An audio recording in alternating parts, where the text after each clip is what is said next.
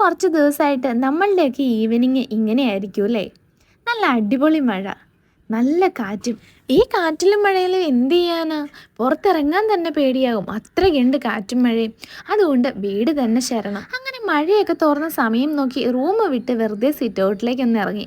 കാരണം നല്ല മഴ സമയത്ത് സിറ്റ് ഔട്ടിലൊന്നും വന്ന് ഇരിക്കാൻ പറ്റില്ല കേട്ടോ. മഴച്ചാറ്റിലടിച്ച് സിറ്റ് ഔട്ടൊക്കെ നല്ലോണം നനയും. സിറ്റ് ഔട്ട് മാത്രമല്ല, ജനലൊക്കെ തുറന്നിട്ട മുറയും ചാറ്റിലടിച്ച് നല്ലോണം നനയും കേട്ടോ. കാരണം അത്രയ്ക്കുണ്ട് കാറ്റ്. നല്ല തണുപ്പ് പ്രമാണിച്ച് കുഞ്ഞൻ നന്നായിട്ട് ഉറക്കാണ്. കാച്ചു പതിവ് പോലെ തന്നെ സൂപ്പർമാനും സ്പൈഡർമാനും ഒക്കെ ആയിട്ട് പറന്ന് നടക്കുന്നുണ്ട്. കുറച്ചു നേരം TV കാണും. പിന്നെ അവനെ അടിക്കാൻ ഞാൻ മേടിച്ച ചൂരിലാണ് കേട്ടോ. മേടിച്ചു വെച്ചത് മാത്രമേ ഉള്ളൂ, അടിക്കലൊന്നുമില്ല. പിന്നെ ഇതാ കണ്ടില്ലേ, നമ്മുടെ ഹാള് മുതൽ റൂം വരെ അഴ വലിച്ചു കെട്ടി തുണിയാണ് ഗൈസ്. മഴക്കാലമായ എല്ലാ വീട്ടിലെ അവസ്ഥ ഇതൊക്കെ തന്നെ ആവും. കാരണം നമുക്ക് ടെറസിൽ വിരിക്കാൻ പറ്റില്ല. അങ്ങനെ ഇരുന്നപ്പോഴാണ് ഞാൻ ആലോചിച്ചത് എൻ്റെ മുറിയുടെ ഒരു അവസ്ഥ. കാണിച്ചു തരാം കേട്ടോ. ഇത് കുഞ്ഞൻ ഉറങ്ങണതിന് മുൻപ് ഞാനും കാശും കുഞ്ഞനും കൂടെ കിടന്ന് വിറകിയതായി കാണുന്നത്. എന്തിനേറെ കാച്ചു ഒരാൾ മാത്രം കട്ടിലേക്ക് എറിയാൽ മതി, ആന കരിമ്പങ്കാട്ടിലിറങ്ങിയതുപോലെ ഉണ്ടാവും പിന്നെ അങ്ങോട്ട് കാണാൻ. കണ്ടില്ലേ, എൻ്റെ കണ്ണാടി വരെ കസാരേൻ്റെ കീഴിലായി. പിന്നെ ഇതെല്ലാം ഒന്ന് ഒതുക്കി വെക്കാമെന്ന് വിചാരിച്ചു. കാരണം കുഞ്ഞിന് ഉറക്കാണല്ലോ, ഈ സമയത്ത് വേറെ പരിപാടീസ് ഒന്നുമില്ല. പിന്നെ ഒരു മൂലയിന്ന് തലയണ തൊട്ടങ്ങ് തുടങ്ങി. എന്തിനേറെ 10 മിനിറ്റ് പോലും തികച്ചിരിക്കില്ല കുഞ്ഞനും കൂടെ എണീറ്റ് വന്ന നേരെ കട്ടിലേക്ക് കൊണ്ട കിടത്തും. പിന്നെ ചാടലായി, മറിയലായി, ഇഴയിലായി, അങ്ങനെ അതിൻ്റെ കഥ കഴിയും. നമ്മളൊരു കട്ടിൽ ഓർഡർ ചെയ്തിട്ടുണ്ടായിരുന്നു. എൻ്റെ പൊന്നോ, വന്ന ടൈമിൽ നമ്മൾ കട്ടിൽ പണിയാൻ കൊടുത്താണ് കേട്ടോ. കട്ടിൽ ഇന്ന് കിട്ടും നാളെ കിട്ടും എന്ന് പറഞ്ഞിരുന്ന മാസം 2-3 അങ്ങ് കടന്നുപോയി. അവസാനം കട്ടിലും ഇല്ല, പൈസയും ഇല്ല, ആളെ വിളിച്ചിട്ടിട്ട് ഫോണും എടുക്കണില്ല. നമ്മൾ എവിടെ പരിപാടി അവതരിപ്പിച്ചാലും അവസാനം ഇതാണ് അവസ്ഥ. ആളെ വിളിച്ചിട്ട് ഫോൺ എടുക്കണില്ലാത്തത് കൊണ്ടും അബി ഇവിടെ ഇല്ലാത്തത് കൊണ്ടും അബീൻ്റെ ഒരു ഫ്രണ്ടുമായിട്ട് സംസാരിച്ച് ആ ചേട്ടൻ കട്ടിലുകാരൻ ചേട്ടനെ പോയി കണ്ട് ഇപ്പം പൈസ തിരികെ തരാമെന്ന് ആ പുള്ളി സമ്മതിച്ചിട്ടുണ്ട്. അങ്ങനെ നമ്മുടെ ബെഡെല്ലാം വിരിച്ച് വൃത്തിയാക്കി. കാച്ചു കഴിഞ്ഞ ദിവസം റിലേറ്റീവിൻ്റെ വീട്ടിൽ കൊണ്ടുപോയിട്ട് വന്നിരുന്ന കുറേ ഡ്രസ്സ് എടുത്ത് കസേരയെ വെച്ചിട്ടുണ്ടായിരുന്നു. പിന്നെ അതെല്ലാം എടുത്തൊന്ന് അലമാരിക്കകത്തേക്കാക്കി നമ്മുടെ കണ്ണാടിയെല്ലാം എടുത്ത് ഒതുക്കി വെച്ചു. അവസാനം ഒരു കസേരയിൽ മാത്രം കുഞ്ഞൻ്റെ കുറച്ച് കളി സാധനങ്ങൾ മാത്രം എടുത്ത് വെച്ച് സെറ്റ് ചെയ്തു. അപ്പോൾ നമ്മുടെ മുറിയുടെ ഫൈനൽ ലുക്ക് എന്ന് പറയുന്നത് ഇതാണ്.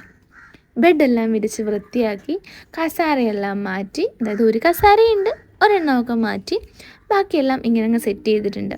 അപ്പോഴേക്കും കുഞ്ഞൻ എണീറ്റു. പിന്നെ കുഞ്ഞനെ അമ്മ എടുത്തുകൊണ്ട് വന്ന് പാലൊക്കെ കൊടുത്ത് അവനെ ഒന്ന് സെറ്റ് ചെയ്തു. ആളുടെ വിശപ്പും ഉറക്കമൊക്കെ ഒന്ന് സെറ്റായി കഴിഞ്ഞാൽ വേറെ വഴക്കൊന്നുമില്ല കേട്ടോ. അങ്ങനെ ഇരുന്നപ്പോൾ ഞങ്ങൾക്കും കാപ്പി കുടിക്കാൻ സമയമായി. പിന്നെ വേഗം ഒരു ഗ്ലാസ് കട്ടൻ കാപ്പിയൊക്കെ വെച്ചു. ഞങ്ങളുടെ ഫേവറേറ്റ് ആണ് കേട്ടോ ഉലുവ കാപ്പി. അങ്ങനെ ഒരു ഗ്ലാസ് ചൂട് കട്ടൻ കാപ്പിയൊക്കെ എടുത്തു. കാപ്പി കൊടുക്കാൻ കാച്ചുവിനെ അന്വേഷിച്ചപ്പോൾ അതാ കാച്ചു നിലത്തൊന്നുമില്ല, കട്ടളപ്പടിയലുണ്ട്. കാച്ചു വലുതാകുമ്പോൾ പട്ടാളത്തിൽ പോവാന്നാ പറയുന്നത്. കാരണം അബിപ്പപ്പ അവിടെ ഉണ്ടല്ലോ. എനിക്ക് അവിടെ പോയി ജോലിയൊന്നും ചെയ്യേണ്ടമ്മേ, അവിടെ പോയാൽ എന്നെ അബിപ്പപ്പ നോക്കും എന്നാണ് ആളുടെ പ്രതീക്ഷ.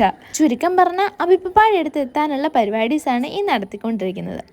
അങ്ങനെ ഇരുന്ന് കാപ്പിയൊക്കെ എടുത്ത് ഞാൻ കുഞ്ഞനെ എടുത്ത് നേരെ സിറ്റ് ഔട്ടിലേക്ക് പോയി. ആദ്യമേ ഞാൻ പറഞ്ഞല്ലോ, നല്ല മഴ കുറവാണെങ്കിൽ മാത്രമേ ഇവിടെ വന്നിരിക്കാൻ പറ്റുള്ളൂ, ഇല്ല ചാറ്റിലടിച്ച് ഞങ്ങൾ നനയും. അപ്പോൾ കുഞ്ഞനെ ആയിട്ട് കുറേ നേരം പോയി സിറ്റ് ഔട്ടിലിരുന്നു. ഇവിടെ ഇരുന്ന് അയലക്കത്തെ വീട്ടിലെ പട്ടീനെയും പൂച്ചേനെയും ഒക്കെ കാണാം. പിന്നെ കുറേ പറന്ന് നടക്കുന്ന കാക്കേനെയും. ഇതൊക്കെ കണ്ട് ഞങ്ങൾ രണ്ടാളും ഇരുന്നു. ഞങ്ങൾ മിക്കവാറും തന്നെ വെയിലാണെങ്കിൽ ഇങ്ങനെ ഈവനിങ്ങിൽ നടക്കാൻ പോകും കേട്ടോ. അപ്പോൾ പെരയ്ക്കകത്തിരുന്ന് കുഞ്ഞനും മുഷിയാൻ തുടങ്ങി. അതുകൊണ്ട് ഞങ്ങൾ ഇടയ്ക്കിടയ്ക്ക് ഇങ്ങനെ സിറ്റ് ഔട്ടിൽ വരും. കയ്യിലിരുന്ന് ഇടയ്ക്ക് വഴക്കുണ്ടാക്കിയപ്പം നേരെ ബെഡിൽ കൊണ്ട് കിടത്തി. പിന്നെ ആ കൂടെ കാച്ചുവും കൂടെ കളിക്കാൻ കൂടി. പിന്നെ അവർ ചേട്ടനും അനിയനുമായിട്ട് കുറേ കലാപരിപാടീസൊക്കെ നടത്തും. കുറേ നേരം കാച്ചുവിൻ്റെ മുടിയിലൊക്കെ പിടിച്ച് വലിക്കും. പിന്നെ കാച്ചുവിന് ദേഷ്യം വരും. പിന്നെ വഴക്കിട്ട് എണീറ്റ് പോവും. ഇതൊക്കെ തന്നെ പരിപാടീസ്. ഞാനൊരു കോഴ്സിന് ചേർന്നിട്ടുണ്ടായിരുന്നു കേട്ടോ. അപ്പോൾ കുഞ്ഞൻ വഴക്കില്ലാണ്ട് കിടക്കുന്ന സമയം നോക്കി അമ്മയുടെ അടുത്ത് ഏൽപ്പിച്ചിട്ട് കുറേ എഴുതാനുണ്ടായിരുന്നു, കുറേ പഠിക്കാനുണ്ടായിരുന്നു. പിന്നെ സിറ്റ് ഔട്ടിൽ പോയിരുന്ന് കുറേ എഴുതാനുള്ളതെല്ലാം എഴുതി കംപ്ലീറ്റ് ചെയ്തു. നോട്ട്സ് എല്ലാം അന്നന്ന് കംപ്ലീറ്റ് ചെയ്യാണ്ട് പിന്നത്തേക്ക് വെച്ചാൽ വലിയ പാടാണ്. പിന്നെ നമുക്ക് വൈകിട്ടത്തേക്കുള്ള ഫുഡൊക്കെ രാവിലെ തന്നെ വെച്ചിട്ടുണ്ടായിരുന്നു. റൈസ് കുക്കറിൽ ഇറക്കി വെച്ചത് കൊണ്ട് വൈകിട്ടും ചൂടാറാണ്ട് കിട്ടും. അപ്പം ചൂട് ചോറും ചിക്കൻ കറിയാണ് നമ്മുടെ വൈകിട്ടത്തെ സ്പെഷ്യൽ. അപ്പം ഇതും കഴിച്ചിട്ട് കയറി കിടന്ന് സുഖമായിട്ട് മഴയത്ത് ഉറങ്ങും.